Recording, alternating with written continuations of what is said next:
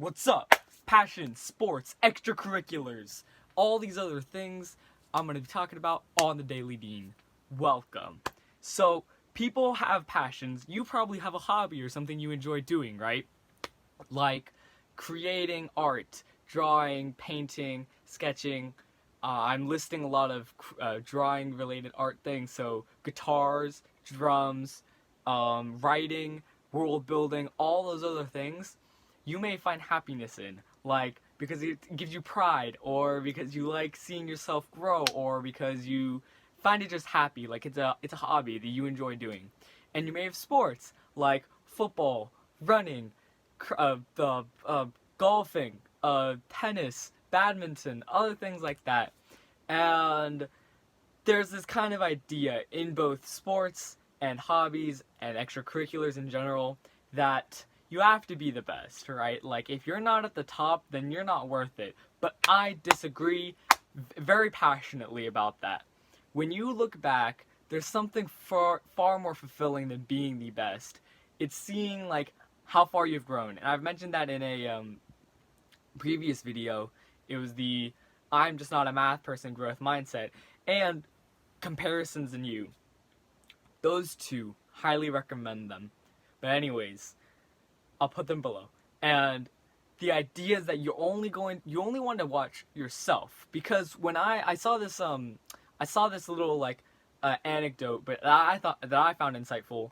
If you start a new passion, for example, drawing or writing, your ability to intake good stuff rises way higher than your ability to, match those expectations. So when you have this really, see it, when you're intaking a bunch of great art and stories and stuff, you kind of feel like, oh my god, I'm nowhere close to that, because your taste rises much faster than your capabilities. So there's this very, tough spot where you're trying to learn, trying to pick it up, and you feel so discouraged. But I can't, I want to encourage you to keep pursuing that passion. Because if you want to get better at it, you can. Like, drawing is definitely one of those things you can keep practicing and getting better at.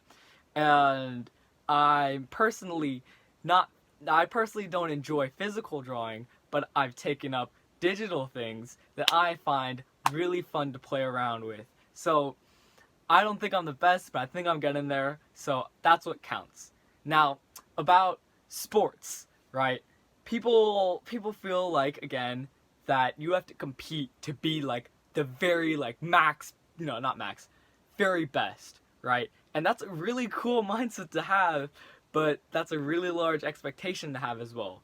I'm not saying that if you don't, I'm not saying that if you have the actually rewind all of that.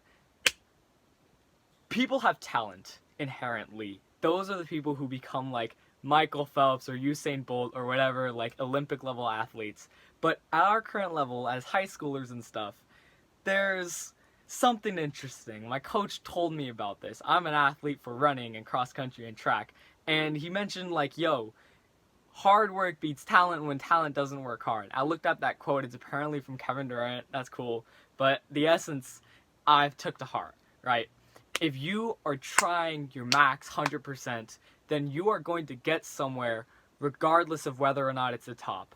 That stuff pays off beyond competitions.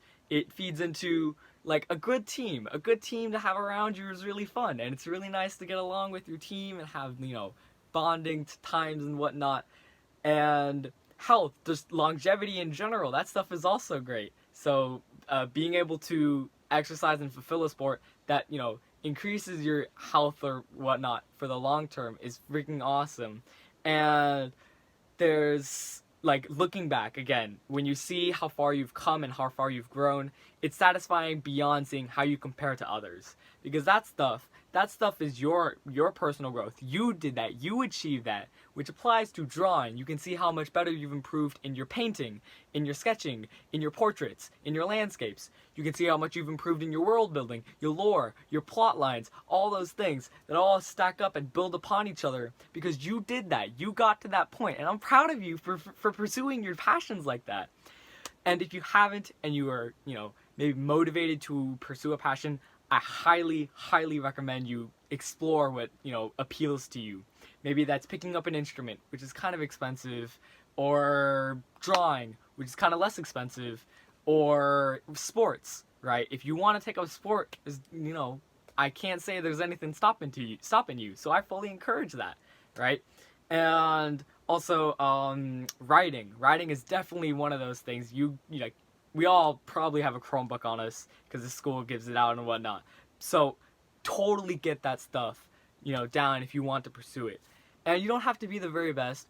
All those things, again, are things you can look back on and see how much you've improved. You can derive pride and joy from seeing the artwork that you can share with other people, whether it's, actual, visual art or literature or all these other things. And that gives you your own sense of fulfillment, hopefully. At least that's how I feel. So, quick rundown again. Art and all these hobbies and extracurriculars and passions that you have, you don't have to be the best at. Again, it's about having fun with it. It's about having a passion and enjoying where you're going with it and feeling maybe a little bit of pride, right? Sports. Sports are great for a team. That's really fun, especially if you're joining cross country, which I highly recommend, and doing all these cool team bonding stuff and whatnot, and it's for health. And persistence and practice. If you keep going on with your passions, you are going to get somewhere eventually through hard work and determination. That's just the trajectory of growth that naturally happens when you're putting in 100% all the time, every day, freaking on it, right? So, just all of that, consider it when you feel down, when you feel like you're not going anywhere. You have to keep going because eventually you're going to get somewhere where you might be happy. But again, kind of have to gauge, where are you at right now? Do you feel confident enough? Or are you tricking yourself into not feeling confident enough? Just like, you know yourself best. So see where things go. Good luck. Thank you.